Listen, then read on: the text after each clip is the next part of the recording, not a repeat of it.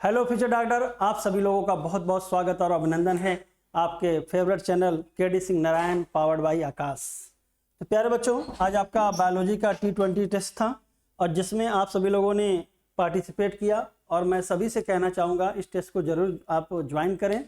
सभी के लिए ओपन फॉर ऑल है और इसकी एक खास बात यह है बच्चों कि इसमें एक दिन में फिजिक्स होता है और एक दिन में केमिस्ट्री और बायो होता है। 20 क्वेश्चन का टेस्ट होता है।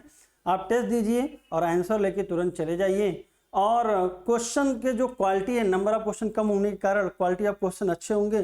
चलिए हम डिस्कस करते हैं और आपको एक आइडिया लग जाएगा कि किस प्रकार के क्वेश्चंस हैं। टॉपिक था बेटा आज का structural organisation in animals and cell the unit of life. पहला क्वेश्चन है कॉकरोच से related. Which statement regarding anal cerci and anal style in cockroach is correct. जैसा कि आप सभी लोग जानते हो, डिफरेंशिएटर होता है कॉडल स्टाइल या एनल स्टाइल।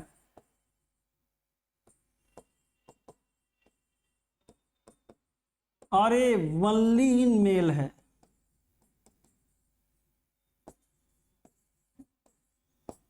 शॉर्ट एक्सटेंशन है।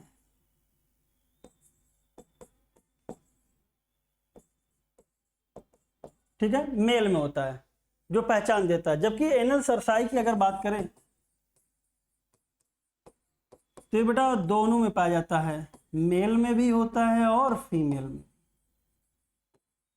और ये जो होता है ये फिलामेंटस के साथ साथ सेगमेंटेड होगा। ऐसे आपको सेगमेंट में डिवाइडेड नुमा दिखेगा जब आप कॉकरोच का फिगर देखेंगे। ठीक है ना, तो ये पहचानने भी आ जाएगा। मान लीजिए ABCD करके पूछ रहा है तो जो हल्का सा निकला होगा, जो एकदम छोटा सा होगा, जिसमें सेगमेंट नहीं होगा, वो एनल या कॉडल स्टाइल होगा। और जो सेगमेंटेड फॉर्म में होगा वो कौन सा हो जाएगा बेटा आपका एनल सरसाई। दोनों में पाया जाता है। Anal cerci and are absent in anal style are present in male. गलत हो गया, मेल में तो दोनों पाया जाएगा। Anal cerci absent and anal style are present in female. तो एनल सरसाई फीमेल में पाया जाता है, एनल स्टाइल एब्सेंट होता है। Anal style are absent and anal cerci are present in male. तो मेल में दोनों होता है, इसलिए गलत हो जाएगा। तो आंसर हो जाएगा आपका डी। एनल स्टाइल एब्सेंट होता है और एनल सरसाई पाया जाता है फीमेल में। तो मेल में दोनों होता है, फीमेल में स्टाइल एब्सेंट होता है। सिंपल सा क्वेश्चन लेकिन बहुत अच्छा question. Question number 2, which of the following statement is are correct regarding compound epithelium. तो बेटा अगर हम देखें तो कंपाउंड एपिथेलियम मल्टीलेयर्ड होती है, स्ट्रेटिफाइड होती है और कहा जाता है इसका काम बेटा आपका सेक्रीशन और एब्जॉर्प्शन की तुलना में प्रोडक्शन ज़्यादा होता है। जैसे कि मैकेनिकल केमिकल स्ट्रेसेस से बचाता है। तो ड्राई सरफेस पे पाया जाता है, माउथ के आपके dry surface of skin, buccal cavity, pharynx, इन सब में मिलेगा। तो इट इज पहला है कि भाई स्ट्रेटिफाइड है तो मल्टी लेयर्ड हो गया, तो it is made up of more than one layer of cells. इसलिए इनका रोल सेक्रीशन में लिमिटेड है और प्रोडक्शन में ज़्यादा है। Their main function is provide protection against chemical as well as mechanical, दोनों प्रकार के स्ट्रेस से बचाएगा। They cover the dry surface of the skin, moist surface of buccal cavity and pharynx, and यहाँ तक तो चलता है कि देखिए आप बक्कल कैविटी में खाना खाते हो, फेरिंग्स तक खाना आपका हार्ड फॉर्म में होता है, इसलिए यहाँ पे आपका प्रोटेक्शन की ज़रूरत होती है। तो ये चाहेगा आपका मल्टी लेयर्ड कंपाउंड एपिथेलियम पाया जाए। लेकिन दो ग्लैंड की डक्ट में भी पाया जाता है, जैसे कि salivary gland and pancreatic duct. तो आंसर तो यहाँ से निकल के ऑल आ गया। लेकिन बेटा आपको एक चीज़ डिफरेंशिएटर याद होना चाहिए। अगर हम बात करें डक्ट ऑफ ग्लैंड, तो सर अगर डक्ट ऑफ ग्लैंड बोला जाएगा तो आंसर लगाइएगा क्यूबॉइडल एपिथेलियम।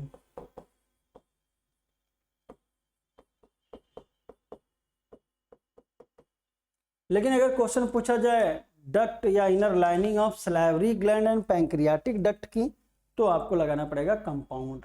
तो ये थोड़ा सा अलग करके याद कर लीजिएगा आप। क्वेश्चन नंबर 3, जो आपके एपिथेलियल टिश्यू होते हैं खास करके, उसमें बेटा जंक्शनल कॉम्प्लेक्सेस पाए जाते हैं और 3 प्रकार के जंक्शन होते हैं, टाइट जंक्शन, अडहरिंग जंक्शन और गैप जंक्शन। और इसमें इस क्वेश्चन में तीनों जंक्शन को एक साथ रख लिया गया है, जिससे आप जब कभी भी रिवाइज करेंगे तो तीनों जंक्शन के फंक्शन विद लैंग्वेज आ जाएगा। कभी कभी टाइट के बारे में पूछ लेता, कभी अडहरिंग के बारे में, कभी कभी गैप के बारे में।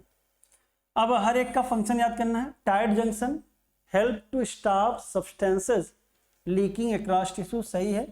अडहियर करना मतलब जोड़ना, तो adhering junction perform cementing to keep neighbouring cells together, तो ये लाइन अंडरलाइन करना पड़ेगा, नाइबरिंग सेल्स को टुगेदर, कभी कभी मैचिंग भी आ जाता है।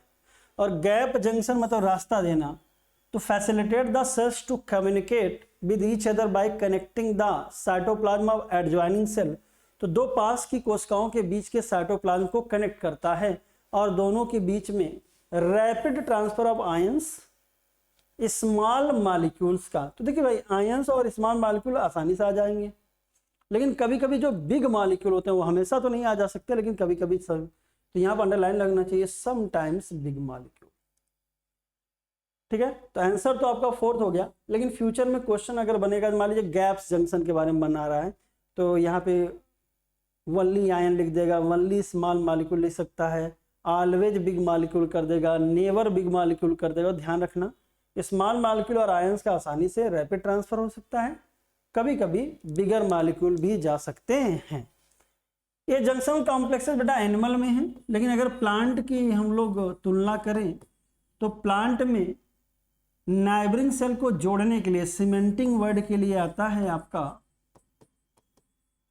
Middle lamella.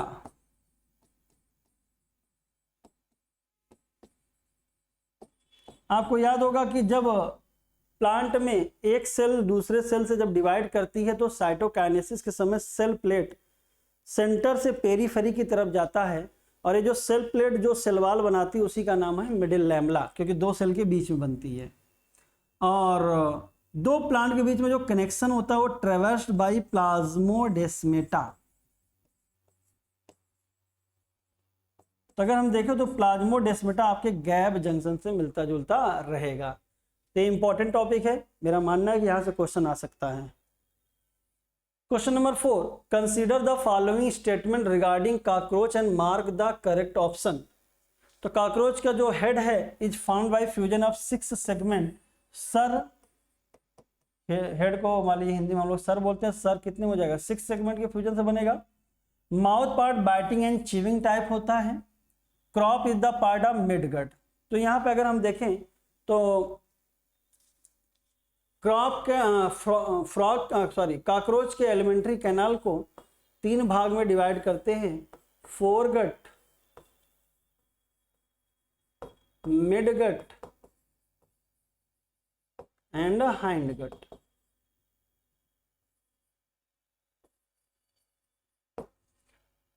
Foregut mouth, short pharynx, oesophagus, crop and gizzard. तो गिजर्ड तक बेटा आपका होता फोरगट, और entire foregut is lined by cuticle, और साथ ही साथ जो गिजर्ड या प्रोवेंट्रिकुलस होता है वहां पे 6 highly rose of chitinous teeth पाया जाता है और आउटर सर्कुलर मसल पाया जाता है। अब फूड कहाँ जाएगा? मिडगट में। मिडगट में सिंपल डाइजेशन होता है, तो फोरगट और मिडगट के जंक्शन में जब भाई यहाँ पे गिजर्ड ने पीस दिया फूड को, तो फोरगट और मिडगट के जंक्शन पे पाया जाता है 6 से 8 ब्लाइंड सैक, जिनको हम लोग बोलते हैं गैस्ट्रिक या हिपैटिक सीका। मिडगट में डाइजेशन हो गया। अब मिडगट के बाद जब फूड हाइंडगट में जाता है तो एब्जॉर्प्शन हो गया, अब अनडाइजेस्टेड फूड बाहर जाना है। तो कॉकरोच में क्या होता है कि मिडगट और हाइंडगट के जंक्शन पे 100 से लेके 150 टिब्यूल पाया जाता है, जिसका नाम होता है मालफिजियन टिब्यूल। बेटा ये मालफिजियन टिब्यूल आपके एस्क्रीशन में इन्वॉल्व होते हैं और हाइंडगट में अपने एस्क्रीटरी प्रोडक्ट को गिरा देते हैं। तो हाइंडगट में आपका एस्क्रीटरी प्रोडक्ट भी जा रहा है, साथ ही साथ अनडाइजेस्टेड वेस्ट भी जा रहा है। तो कभी कभी पूछ लेता है कि ये जो कॉकरोच का एलिमेंट्री कैनाल में मिडगट और हाइंडगट में किसका डायमीटर बड़ा होगा? तो ऑब्वियस सी बात है हाइंडगट का, ब्रॉडर है, राइट? क्लियर? चलिए, ये पूरा याद होना चाहिए बेटा, फोरगट, मिडगट और हाइंडगट के बारे में पूरा हमने जंक्शन के साथ बता दिया। तो क्रॉप मिडगट का पार्ट नहीं है, फोरगट का है। तो तीसरा गलत हो गया, तो भाई बचा क्या? पहला और दूसरा। तो आंसर हो जाएगा आपका सी, करेक्ट पूछा है। अगला क्वेश्चन बेटा इसमें एक और बन सकता है कि यहाँ पे mouth part biting and chewing type होता है, तो वहां पे बाइटिंग एंड चिविंग तो देखिए याद रखिएगा ओनली ये नहीं है, लेकिन बाइटिंग और चिविंग से ज्यादा बढ़िया था ग्राइंडिंग लिखना। ग्राइंडिंग और इंसाइजर रीजन कहाँ पाया जाता था? मैंडिबल में।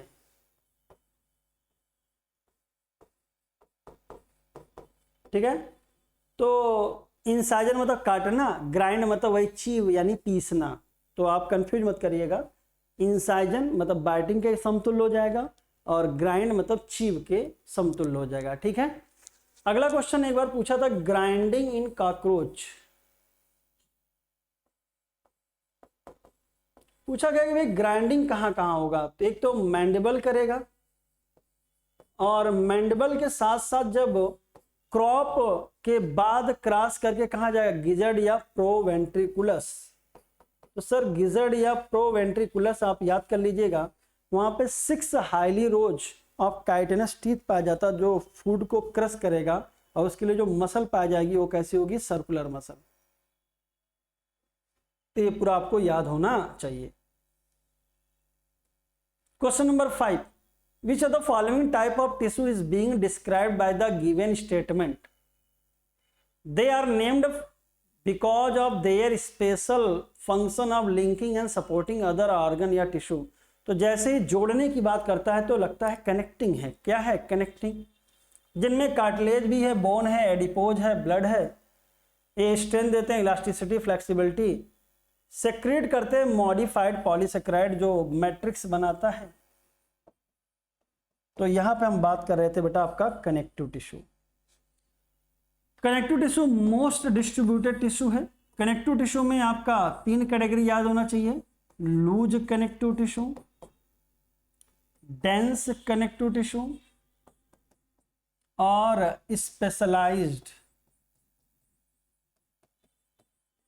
लूज में आपका आता है एरियोलर और एडिपोज।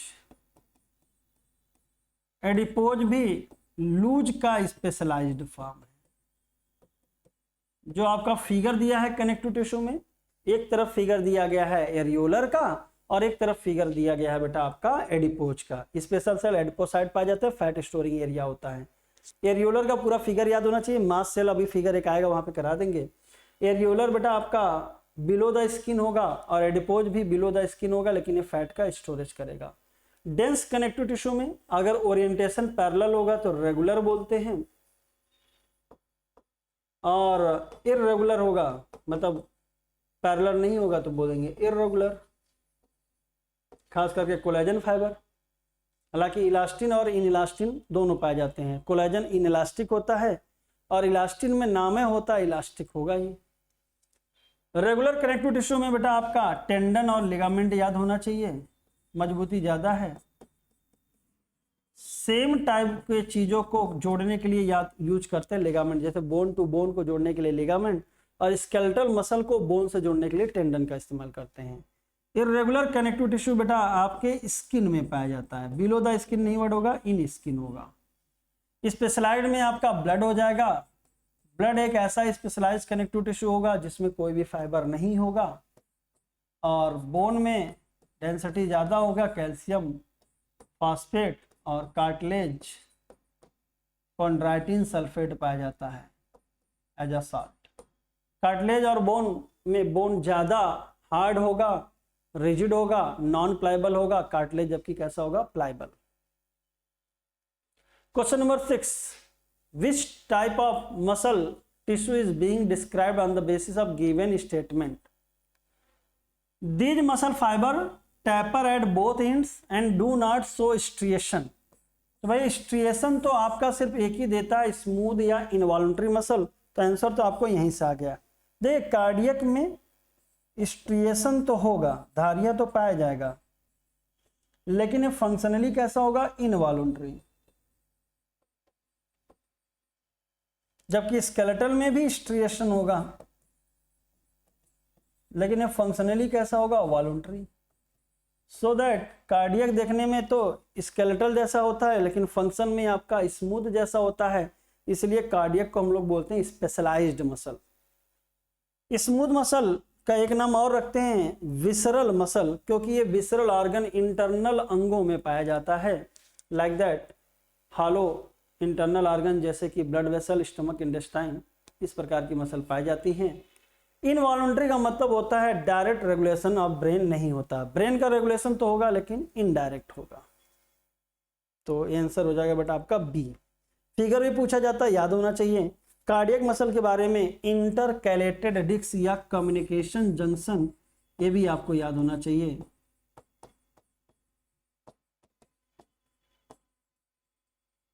ये कार्डियक मसल का फीचर है। कार्डियक मसल आपकी ब्रांच्ड भी होती हैं और यूनिन्यूक्लिएट होती है, ब्रांच्ड और यूनिन्यूक्लिएट और सिलेंड्रिकल, जबकि स्केलेटल मसल होती है unbranch, cylindrical, multinucleate. Question number 7, which of the following statement is a correct regarding respiratory system of cockroach. Cockroach के रेस्पिरेटरी सिस्टम की बात करें तो लैटरल साइड पेयर्ड स्ट्रक्चर होते हैं, ओपनिंग इसका नाम होता है स्पाइरिकल, स्पाइरिकल से बेटा ट्यूब निकला जिसका नाम होता है ट्रैकियल ट्यूब,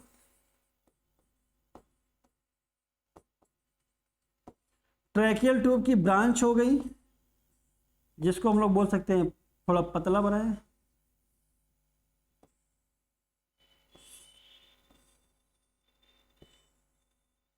इसको बोलते हैं ट्रैकियोल। अब यहाँ पे डायरेक्ट ऑर्गन्स में खुल जाते हैं, तो एयर जो यहां से इन की है, जाहिर सी बात है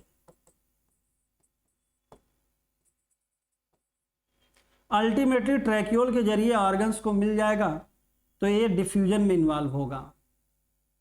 स्पाइरिकल गार्डेड होगा स्फिंक्टर से, ओपन भी हो सकता है और क्लोज भी हो सकता है। पेयर्ड स्ट्रक्चर होते हैं, 10 पेयर पाए जाते हैं, 2 थोरैक्स में और 8 एब्डोमेन में। तो it consist of network of tracheal tube that open through 12 pair. ये गलत हो गया बेटा, आपका क्या होना चाहिए था 10 पेयर। अब small hole called spiracle present on the lateral side, lateral मतलब कि साइड में होगा तभी तो पेयर्ड होगा। Thin branching tube carry oxygen from the air to all the part of body, ये लाइन सही हो जाएगी। देखिए वैसे पहला अगर गलत हो गया था तो पूछा क्या है करेक्ट, तो आपको ऑप्शन में आना चाहिए था। देखिए कितना आसान हो गया था, वैसे तो आपके लिए पढ़ने की जरूरत नहीं थी, टाइम टेकिंग था, लेकिन आपके लिए नहीं था। अगर आप लीजेंड है तो पहला है तो गलत, पहला है तो गलत, ऑल में तो पहला होता ही है, तो ऑब्वियस सी बात है आंसर क्या हो जाएगा सी। तो क्वेश्चन अपने आप में देखने में लगेगा ना, कहते हैं कि देखने में क्वेश्चन कठिन लगता है, लेकिन ऐसे क्वेश्चन मान के चला करिए बहुत ही आसान होते हैं। ये डराने के लिए होते हैं जिससे आप डर जाइए, क्वेश्चन को अटेम्प्ट करने का ही ना लगे कि यार समय नहीं है ऐसे करके, जबकि ये आपके सबसे सिंपल और इजी क्वेश्चन होते हैं, आसानी से आंसर आ जाते हैं। The opening of spiracle is regulated by sphincter, सही है। Exchange of gases take place at tracheole by diffusion, ये भी याद कर लीजिएगा। जबकि हमारे में जो डिफ्यूजन का साइट होता है वो कहाँ होता है एल्वलाई, और एल्वलाई भी ऑर्गन को डायरेक्ट नहीं जाता, पहले ब्लड को देगा, ब्लड से फिर जाएगा वेरियस पार्ट ऑफ बॉडी को। मैचिंग है squamous epithelium, cuboidal epithelium, columnar epithelium and ciliated epithelium. चलिए करके देखते हैं।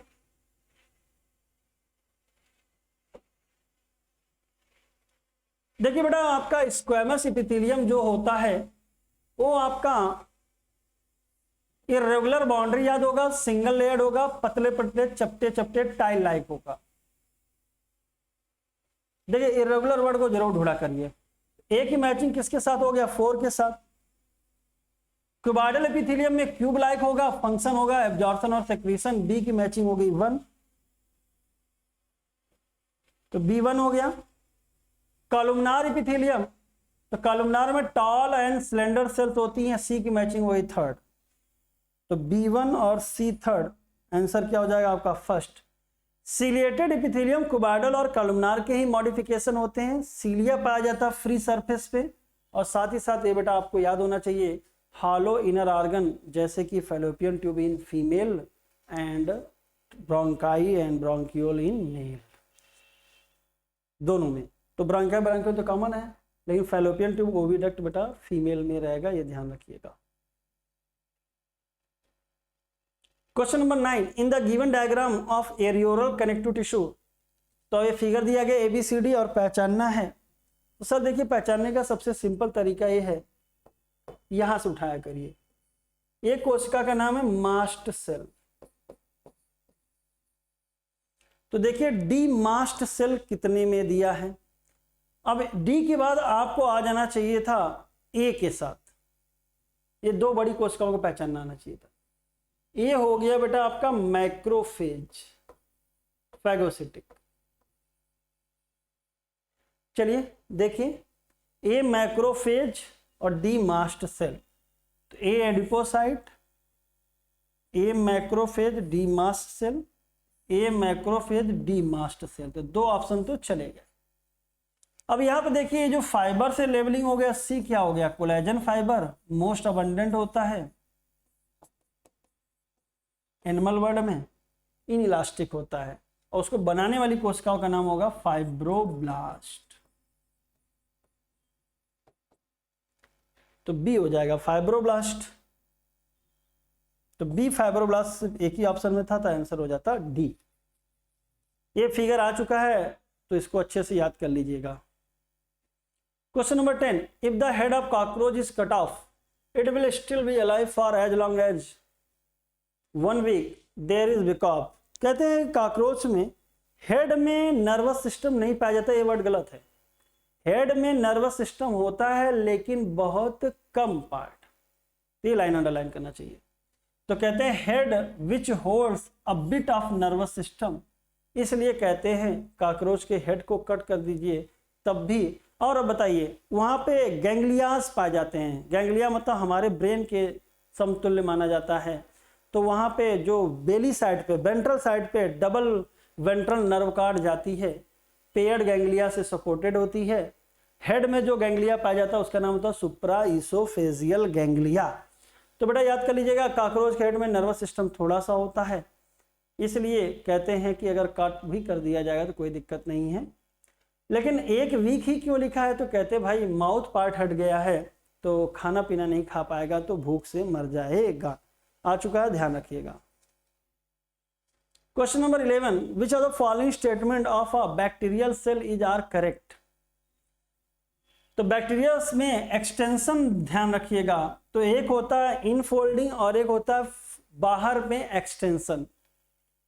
तो बाहर में एक्सटेंशन सरफेस स्ट्रक्चर में आता है आपका फ्लैजिला, पायली और फिम्ब्री, और इनवर्ड एक्सटेंशन में आता है मीजोसोम्स एंड क्रोमेटोफोर। तो mesosome is form by the extension of plasma membrane into the cell, सही बात है। Pili are elongated tubular structure made up of special protein pilin, conjugation tube बनाएगा, DNA transfer में help करेगा। Flagellum is compose of filament, hook and basal body, सही बात है। Bacterial flagella का अरेंजमेंट अगर पूछा जाएगा 1+0 होता है, जबकि अगर हम यूकैरियोटिक फ्लैजिला की बात करें तो वहां का अरेंजमेंट होता है 9+2। Bacterial flagella extension of cell wall कहलाएगा, जबकि eukaryotic flagella extension of cell membrane होगा। राइबोसोम्स का जो डायमीटर दिया है वो होता है बेटा 15x20 नैनोमीटर, ना कि 30x50। तो फोर्थ गलत हो गया, तो फोर्थ देखो इसमें था, आल में फोर्थ था, ये तो चले गए। अब पूछा है करेक्ट, तो आपका हो जाएगा फर्स्ट, 1, 2 एंड 3। अगला क्वेश्चन जो बनेगा बेटा कि इनफोल्ड वाले जो होते हैं प्लाज्मा मेम्ब्रेन के, एक तो हो गया मीजोसोम्स। तो अगर मैं मीजोसोम्स को बनाऊं फिगर वाइज, तो ये देखिए प्लाज्मा मेम्ब्रेन बनाया और अंदर की तरफ उसको इनफोल्ड कर दिया, बाकी बाहर सेल वॉल वगैरह होगा। ये हो गया डीएनए।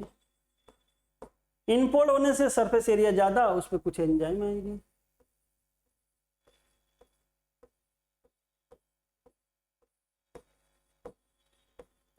सर मीजोसोम्स के काम बहुत पूछा गया है, तो सरफेस एरिया ज्यादा हो जाएगा, एंजाइम कंटेंट बढ़ जाएगा, हेल्प इन रेस्पिरेशन, इतना तो याद हो गया देखते ही, सरफेस एरिया बढ़ गया, एंजाइम कंटेंट ज्यादा, सेक्रीशन और रेस्पिरेशन में हेल्प करेगा, माइटोकॉन्ड्रिया के एनालॉगस होगा। लेकिन जब ये आगे बढ़ेगा तो मुझे लग रहा है डीएनए को डिवाइड कर देगा। तो अगला काम क्या आएगा, डीएनए रेप्लिकेशन। साथ ही साथ जब आगे बढ़ेगा तो 2 बैक्टीरिया का सेल भी बन जाएगा, यानी सेल वॉल फॉर्मेशन। तो DNA replication and distribution to daughter cells and cell wall formation. तो मीजोसोम के फंक्शन आपको इस फिगर से देख के याद होने चाहिए। इंक्रीज सरफेस एरिया ज़्यादा, एंजाइमेटिक कंटेंट ज़्यादा, हेल्प इन रेस्पिरेशन। जब आगे बढ़ेगा तो DNA replication and distribution to daughter cell, and यही आपका सेल वॉल की तरह काम करेगा। मेजोसोम्स बेटा कॉमन टू ऑल होगा, लेकिन एक और स्ट्रक्चर पाया जाता है बैक्टीरिया में जो इनफोल्डिंग ऑफ प्लाज्मा मेम्ब्रेन ही होता है।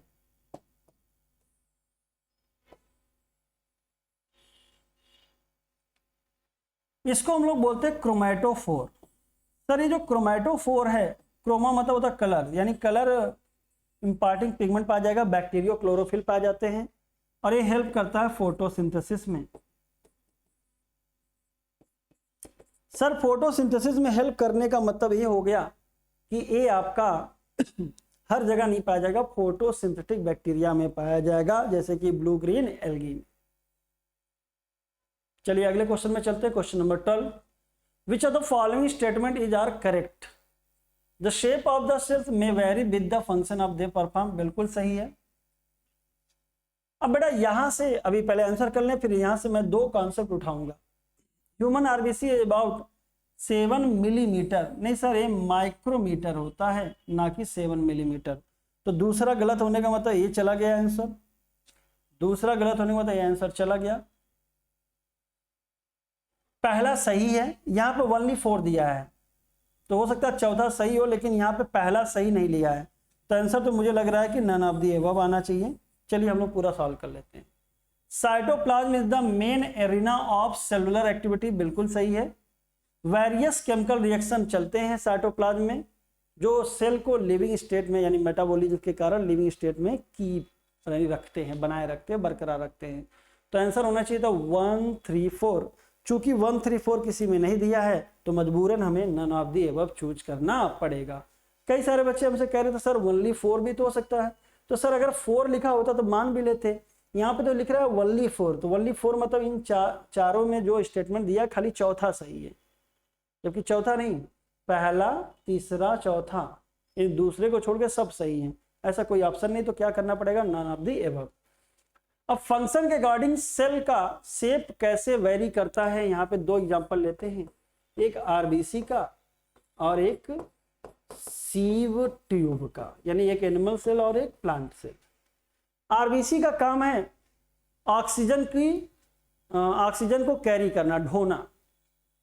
तो सिंपल सा एक ढोने वाला ऑर्गन है, और उसमें हीमोग्लोबिन से जुड़ता है oxygen mainly. 97% oxy haemoglobin oxygen के जरिए जाता है, आरबीसी की सरफेस पे हीमोग्लोबिन पाया जाता है। तो आरबीसी का सरफेस एरिया ज्यादा होने के कारण करने के लिए पहले क्या निकाल देगा? न्यूक्लियस हटा देगा। और सरफेस एरिया बढ़ाने के लिए कैसा हो जाएगा? By concave. अरे हर जगह नहीं मिलता, मोस्ट मैमल में मिलता है। तो भाई फंक्शन था सरफेस एरिया बढ़ाना था, न्यूक्लियस हटा दे। न्यूक्लियस का क्या काम धंधा भाई? जो चीजों को ढो के लेके जाते हैं वहां पे मालिक थोड़ी नहीं बैठ के जाता। तो आरबीसी बाइकॉनकेव हो गया ज्यादातर मोस्ट मैमल में, और ई न्यूक्लिएटेड हो गया। अब आइए सीव ट्यूब, इसका वर्क क्या है? इसका वर्क है फूड का ट्रांसलोकेशन। सलूट जाता है, देख के आपको बहुत मजा आएगा, आपको लगेगा कि देखिए बायोलॉजी बिना कॉन्सेप्ट की नहीं होती। सर आपको मालूम है अगर फूड मतलब सलूट जाना है, तो सलूट किसी चीज में घुल के जाएगा, ऐसे नहीं। जैसे मान लीजिए आपको किसी नाली में आप कहीं भी चीनी रख दीजिए, नमक रख दीजिए, कहे चल बेटा चल, नहीं चलेगा। लेकिन जैसे पानी में घुल जाएगा तो बहने लग जाएगा। तो इसका मतलब हमें कोई ना कोई मीडियम देना पड़ेगा, तो साइटोप्लाज्म तो रखना पड़ेगा। तो यहाँ पे देखिए सीव मतलब कि आपके छिद्रनुमा प्लेट बन जाएंगे।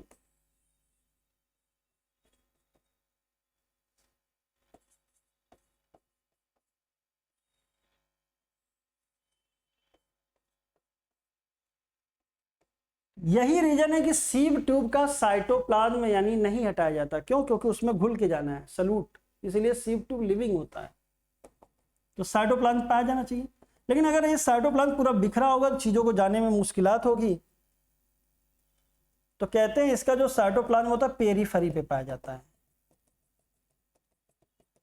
न्यूक्लियस बाधा ना दे तो इसलिए न्यूक्लियस हटा देता, ई न्यूक्लिएटेड हो जाता है। एनसीईआरटी पढ़िएगा, बहुत मजेदार लिखा है एनसीईआरटी में।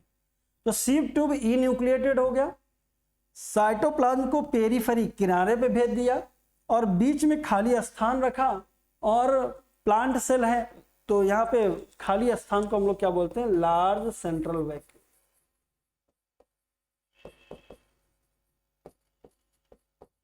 ये फीचर रहा सीव ट्यूब का। तो सीव ट्यूब में peripheral cytoplasm, E nucleated and large centrally located vacuole. Living क्यों रहा, क्योंकि सलूट है जो फूड है उसको घुल के जाना है। जरा वेसल पे आओ, जाइलम वेसल। ये आपका मॉडिफिकेशन बता रहे हैं, साथ ही साथ आपके इनके फंक्शन भी याद होने चाहिए, क्यों लिविंग है क्यों डेड है। अच्छा, आपको मालूम है कि जाइलम जब बनाया गया वेसल खास करके, तो खाली सेल वॉल रखा गया, अंदर सब गायब कर दिया गया, जीरो, साइटोप्लाज्म खत्म, न्यूक्लियस खत्म, यानी प्रोटोप्लाज्म में ही खत्म। तो साइटोप्लाज्म प्लस न्यूक्लियस क्या होता है, प्रोटोप्लाज्म। तो कहा गया ऐसा क्यों किया गया, सब कुछ अंदर गायब कर दिया गया, डेड बना दिया गया। तो आपको मालूम है कि ये वाटर एंड मिनरल का ट्रांसलोकेशन करता है। वाटर में मिनरल घुला रहेगा और पानी का स्वतः काम है बहना, किसी की जरूरत नहीं है, बस खाली स्थान दे दो। इसलिए जाइलम वेसल क्या होते हैं, डेड होते हैं, सब कुछ गायब कर दिया जाता है। उम्मीद करते हैं आपको समझ में आ गया होगा कि बायोलॉजी में कोई भी मॉडिफिकेशन फर्जी का नहीं होता। तो आप लोगों ने अभी तक पढ़ा होगा कि सीव ट्यूब लिविंग होता है, रटे हो गए, जाइलम वेसल डेड होता है, लेकिन ध्यान रखिएगा क्यों होता है आपको जानना जरूरी था। चलिए ठीक है, question number 13, read the following statement and identify the correct option. Contractile vacuole takes place part in osmoregulation and excretion. तो कॉन्ट्रैक्शन करेगा तो भैया ऑस्मो रेगुलेशन और एक्सक्रीशन में हेल्प कर सकता है, maintenance of water salt balance. Food vacuole is found by engulfing the food particle. बिल्कुल, फूड वैक्यूल बेटा आपका कोई भी फूड पार्टिकल जब इंजेस्ट होगा तो इंडोसाइटोसिस हो जाएगी। इंडोसाइटोसिस मतलब सेल के अंदर, और वो वैक्यूल की फॉर्म में बदल जाएगा क्योंकि प्लाज्मा मेम्ब्रेन अंदर की तरफ धंस जाएगा। The vacuole is bound by a double walled membrane called tonoplast. नहीं भाई, वैक्यूल सिंगल मेम्ब्रेन होती है, तो ये डबल की जगह क्या होना चाहिए था, सिंगल मेम्ब्रेन। वो भी कौन सी वैक्यूल की बात कर रहे हैं, सैप वैक्यूल, जो प्लांट का फीचर है। Vacuole can occupy up to 90% of the volume of the cell. ये लाइन सही है। तो क्या पूछा था, करेक्ट। तो पहला सही, दूसरा सही, तीसरा गलत। तो नन ऑफ दी एबव नहीं हो जाएगा, 1, 2 एंड 4 हो जाएगा। 13 का हो जाएगा सी। एक बात ध्यान दीजिएगा कि यहां पे एक बच्चे ने हमसे कहा कि सर वॉल्यूम ऑफ ऑक्युपाई 90% तो सही है, लेकिन प्लांट सेल होना चाहिए था। सर यहाँ पे कोई ओनली सेल नहीं रहा, सेल है तो अंडरस्टूड होना चाहिए कि भाई ये प्लांट सेल का फीचर है, ठीक है ना। तो इतना ज्यादा दिमाग कभी कभी बच्चे लगा लेते हैं तो उससे गड़बड़ी हो जाती है। कई सारे बच्चों ने 1, 2 कर दिया था आंसर। तो ऐसे केस में याद रखिएगा जनरल बात की गई है। यस, ऑब्वियस सी बात है, प्लांट सेल का फीचर है। मान लीजिए कभी ऑप्शन आ जाए कि volume can occupy up to 90% of the volume of the cell, और एक ऑप्शन हो कि vacuole can occupy up to 90% volume of the plant cell.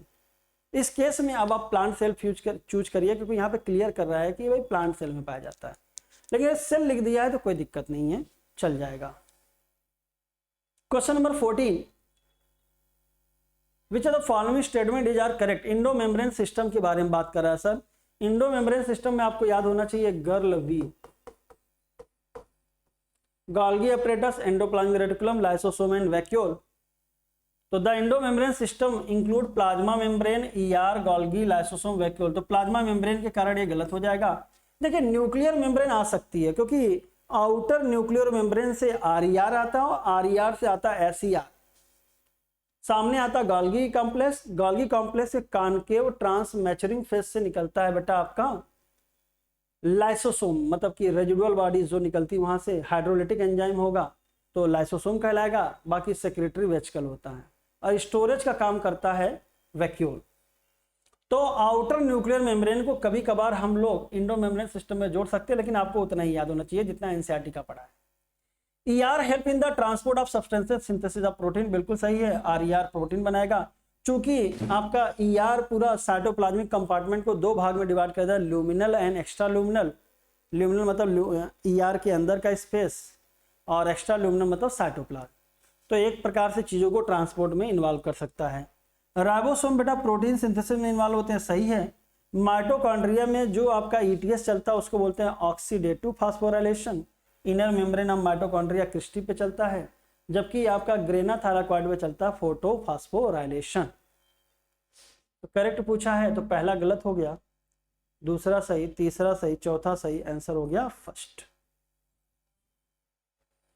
Question wrong statement पूछा है, ध्यान रखिएगा।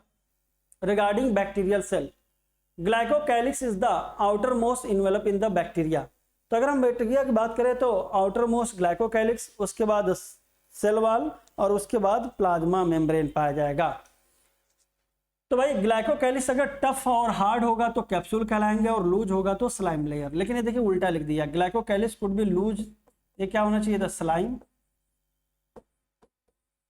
और थिक एंड टफ होना चाहिए तो क्या लिखना चाहिए था बेटा, कैप्सूल। तो दूसरा तीसरा गलत हो गया, ऑप्शन में आना चाहिए था दूसरा तीसरा एक ही ऑप्शन में था, आंसर हो जाता C. Special structure form by the plasma membrane is called mesosome. Mesosome के बारे में अभी आपको डिटेल में बता दिया, इनफोल्डिंग होती है, और स्मॉल ब्रिसल लाइक स्ट्रक्चर होते हैं। तो सरफेस स्ट्रक्चर जो बाहर की तरफ होते हैं, तो पाइली बता दिया, स्पेशल प्रोटीन पाइलिन पाया जाता है, कंजुगेशन में हेल्प होता है, डीएनए ट्रांसफर। और पाइली के बाद जो फिम्बरी है, ये फिम्बरी हेल्प करता है बेटा अटैचमेंट टू सरफेस, और फ्लैजला मूवमेंट में हेल्प करता है। तो 3 सरफेस स्ट्रक्चर के बारे में बैक्टीरिया के आपको पता होना चाहिए। फिम्बरी की बात करते हैं तो जो फैलोपियन ट्यूब है या ओविडक्ट है, उसका जो पहला पार्ट इन्फंडिबुलम होता है, उसमें जो फिंगर लाइक प्रोजेक्शंस होते हैं, जो उसको फिम्बरी उसको भी बोल देते हैं, जो कैचिंग ऑफ ओवा में हेल्प करता है।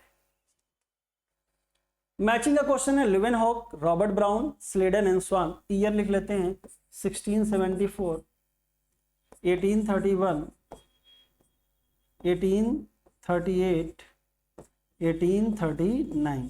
स्वान साहब ब्रिटिश जूलॉजिस्ट है, काम इनके ज़्यादा है। रॉबर्ट ब्राउन न्यूक्लियस, तो बी थर्ड। तो 2 ऑप्शनों में संभावना हो गई। और लिवेनहॉक ने पहली बार लाइव सेल देखा था, तो first saw and described live cell, A1। Schleiden botanist थे, जर्मन बॉटनिस्ट, और ऑल प्लांट को बोले थे कि डिफरेंट ऑफ सेल से मिलके बने होते हैं। तो सी की मैचिंग होगी 4 से, तो आंसर तो आपका आ गया पहला।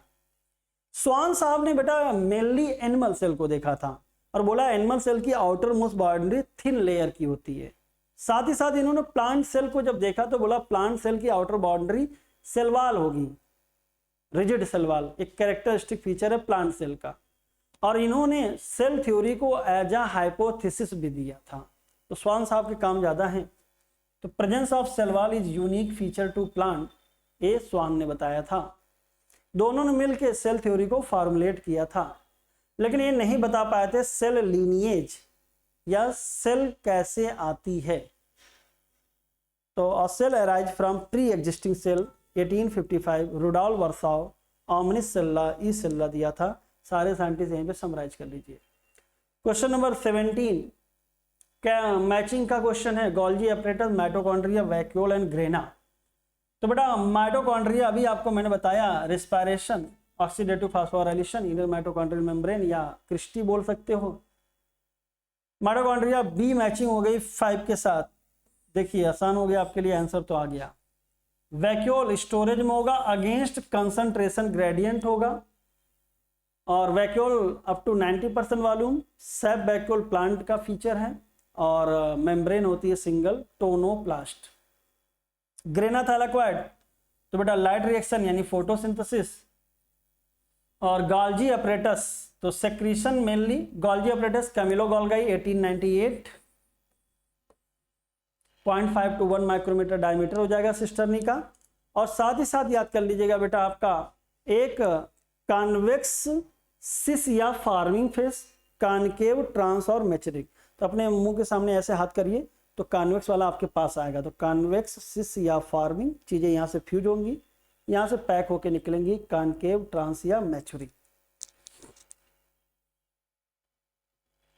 Question number 18, which of the following pair are correctly matched. तो बेटा एमाइलोप्लास्ट माइटोकॉन्ड्रिया स्ट्रोमा एक्सोनियम के बारे में दिया गया है। एमाइलोप्लास्ट स्टोर प्रोटीन गलत हो जाएगा। ल्यूकोप्लास्ट जो कि कलरलेस प्लास्टिड होता है। सर ये ल्यूकोप्लास्ट के 3 टाइप होते हैं। एमाइलोप्लास्ट जो कार्बोहाइड्रेट स्टोर करता है, एमाइलोज और एमाइलोपेक्टिन से आया है। स्टार्च में क्या होता है, एमाइलोज और एमाइलोपेक्टिन। एमाइलोपेक्टिन ब्रांच्ड होता है, एमाइलोज अनब्रांच्ड होता है। और एलियोप्लास्ट या इलायोप्लास्ट फैट्स एंड ऑयल और एल्यूरोप्लास्ट प्रोटीन का स्टोरेज करता है। Mitochondria powerhouse of the cell बोलते हैं, बिल्कुल सही है बेटा आपका। स्ट्रोमा क्लोरोफिल पिगमेंट, देखिए स्ट्रोमा में डार्क रिएक्शन संति बायोसिंथेटिक फेज होता है। पिगमेंट जो पाए जाते हैं वो मेम्ब्रेनस सिस्टम पे पाए जाते हैं, जैसे कि grana thylakoid and stroma lamellae, इसलिए तीसरा गलत हो गया। जो आपका फ्लैजला का एक्सोनीम है उसका अरेंजमेंट होता है 9+2 और जो बेसल बॉडी होता है उसका अरेंजमेंट होता है 9+0 कि basal body centriole like structure से मिलकर बनी होती है। तो basal body of cilia and flagella जो ए मेम्ब्रेनस होगी, यानी इसका फीचर सेंट्रियोल जैसा दिखेगा और अरेंजमेंट कैसा होगा 9+0। तो बेटा आपका पहला और तीसरा गलत पूछा है सही, तो दूसरा और चौथा तो आंसर हो जाएगा 4th। क्वेश्चन नंबर 19, बेटा ये आपका सीलिया और फ्लैजला का फिगर दिया गया है। सबसे बाहर होता है प्लाज्मा मेम्ब्रेन, 9+2 तो peripheral doublet and 2 central singlet. देखिए डी, ये जो नया 9 रेडियल स्पोक,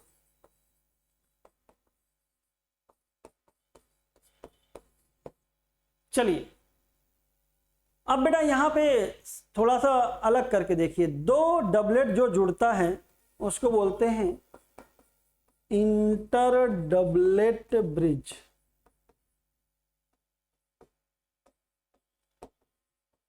ठीक है ना सर। चलिए यहां से करके देखते हैं। तो बी को उठाते हैं पहले। बी है इंटर डबलेट ब्रिज और डी है रेडियल स्पोक। तो इंटर डबलेट ब्रिज 3 जगह है और डी रेडियल स्पोक, तो ये आर्म गया रेडियल स्पोक, रेडियल स्पोक।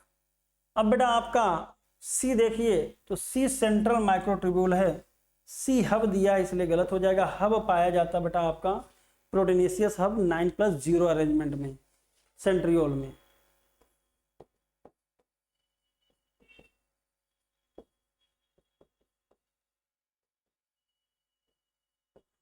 तो डबलेट के जोड़ने वाला रेडियल स्पोक, सेंट्रल सीट का लेवलिंग कर ही दिया है। हब की बात करते हैं तो हब पाया जाता है बेटा 9+0 अरेंजमेंट में। 9 पेरिफेरल ट्रिपलेट, सेंटर पे कुछ नहीं होता, एक हब पाया जाता है, उसी से रेडियल स्पोक जुड़े रहते हैं। क्वेश्चन नंबर 20th क्वेश्चन की बात करते हैं। तो identify the component labelled A B C and E in the diagram given below. तो बेटा ये आपका देखिए, अगर यहां से हम उठाए तो आपको सिंपली देखना चाहिए था। ये देखिए अगर राइबोसोम सरफेस पे पाए जा रहे हैं तो ये क्या हो जाएगा RER, और ये जो ग्रेन्यूल है ये क्या हो जाएगा राइबोसोम। ये हो जाएगा बेटा आपका, यहां से देखिए ये वाली लेबलिंग, ये वाली, ये हो गया बेटा आपका SER। अब जरिए इतने लेबलिंग्स आप पहचान के दिखाइए। तो पहला आपका ए है। अच्छा ए है तो ये न्यूक्लियस है, न्यूक्लियस का मेम्ब्रेन हो गया या न्यूक्लियस बोल दीजिए। तो ए हो गया न्यूक्लियस। तो देखिए न्यूक्लियस कहाँ पे, 8वें नंबर पे है। और देखिए चीजें कितनी आसान हो जाती है। ए 8वां सिर्फ एक ही से मैच है। तो क्वेश्चन देखने में कठिन लग रहा है लेकिन है बहुत आसान। ई आपका क्या है SER। SER कहाँ है, 4थे नंबर पे। तो ई की मैचिंग देखिए 4 के साथ है। क्लियर हुआ। अब जरा देखिए, ए हो गया न्यूक्लियस, ए हो गया RER, ए हो गया राइबोसोम, ए हो गया SER। अब ये बाहर से लिया है, तो बाहर क्या होता है, ऑर्गेनेल के बाहर क्या होता है साइटोप्लाज्म। तो खाली स्पेस मतलब बाहर का। तो बी हो जाएगा बेटा आपका RER, यानी 5 से मैच कर जाएगा। सी आपका राइबोसोम है यानी 7वें से मैच कर जाएगा। डी आपका साइटोप्लाज्म है यानी तीसरे से मैच कर जाएगा। और ई आपका SCR हो गया। तो ये पूरा फिगर याद होना चाहिए। न्यूक्लियस के आउटर न्यूक्लियर मेम्ब्रेन पे राइबोसोम पाया जाता है और लेबलिंग देखिए यहाँ से गई है, ध्यान से देखिएगा। आउटर न्यूक्लियर मेम्ब्रेन से RER से कौन आया, SCR। ये पूरा सीक्वेंस याद होना चाहिए और सामने पाया जाएगा गोल्गी कॉम्प्लेक्स। तो बेटा ये रहा डिस्कशन। अगला टेस्ट आपका 2 तारीख को है, 1 तारीख को है ट्यूसडे को, क्योंकि आपका ईद पड़ रहा है और उस दिन फिजिक्स केमिस्ट्री बायोलॉजी तीनों का आपका होगा। बायोलॉजी का जो आपका टॉपिक रहेगा वो रहेगा biomolecule and cell cycle and cell division. तो जरूर ज्वाइन करिए। 20-20 क्वेश्चन है, लेकिन एक क्वेश्चन अपने आप में 40-50 क्वेश्चन के बराबर हो जाता है बेटा। अब मैं कहूँ तो अगर चारों ऑप्शन डिटेल में जा रहा है तो 20 चौके 80 क्वेश्चन के बराबर होता है। तो कहते हैं ना कि गागर में सागर वाला काम करने की कोशिश हो रही है। आशा करते हैं अच्छा लग रहा होगा। जरूर कमेंट करिए, लाइक करिए, शेयर करिए। और आपको जैसे कई सारे बच्चों ने बोला सर जेनेटिक्स, न्यूमेरिकल्स, बायोटेक्नोलॉजी इनका 1 शॉट रिवीजन कर दीजिए। बिल्कुल करेंगे। जैसे ही अगले वीक में 1-2 अप्रैल से हम स्टार्ट कर देंगे बच्चों, क्योंकि लास्ट का महीने में ही वो खास चीज़ें कराना ज़्यादा ज़रूरी होता है, जिसमें आप थोड़ा सा लैग करते हो, क्योंकि आपने तैयारी तो अच्छे से कर ली है। Thank you so much, bye bye, take care.